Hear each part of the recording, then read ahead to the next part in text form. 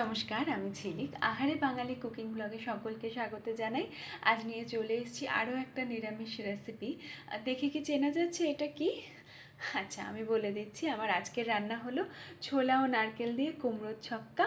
বাঙালির কাছে এটা অত্যন্ত প্রিয় একটি খাবার। আজ এটাই বানাবো। শুরু করি তবে। প্রথমে তৈরি করতে হবে একটা মশলা। তার জন্য আমার লাগবে সাদা জিরে, মৌরি আর শুকনো লঙ্কা। এগুলো ড্রাই রোস্ট করে ঠান্ডা হলে গুঁড়ো করে নেব। এবার কড়াইতে পরিমাণ মতন তেল দিয়েছি, তেলটা গরম হয়ে গেছে। এবার দেব ফোড়ন। ফোড়নে আমার লাগছে সাদা জিরে, তেজপাতা আর শুকনো লঙ্কা।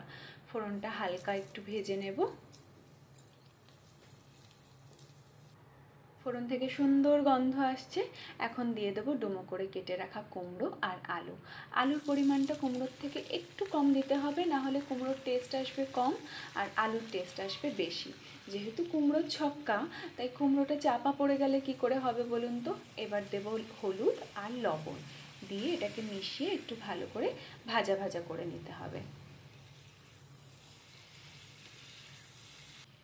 এই যে, এটা কিন্তু অনেকটাই ভাজা ভাজা হয়ে এসছে। এই পর্যায়ে দিয়ে দেব আদা কাঁচা লঙ্কা বাটা।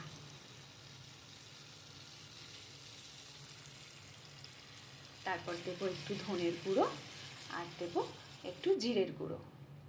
এবার এটাকে কিছুক্ষণ কষাবো, আদার কাঁচা গন্ধটা না যাওয়া পর্যন্ত।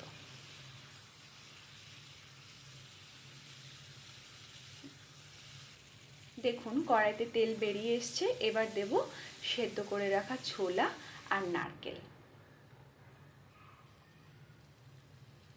ভালো করে মিশিয়ে এটাকে কিছুক্ষণ নাড়বো চাড়বো।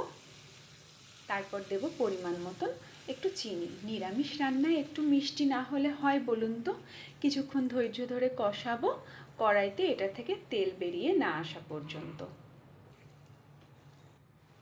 এই যে, কুমড়ো থেকে তেল বেরিয়ে এসছে, তার মানে এটা রেডি। এবার কি দেব বলুন তো? ওই যে ভাজা মশলাটা, ওইটি এবার ছড়িয়ে দেব ভালো করে। মিশিয়ে নামিয়ে নিলেই রেডি। এই তো। এই যে, আমার কুমড়োর ছক্কা তো বানানো হয়ে গেল। আপনারা কবে বানাচ্ছেন? ভালো যদি লাগে জানাতে ভুলবেন না। ভালো থাকবেন।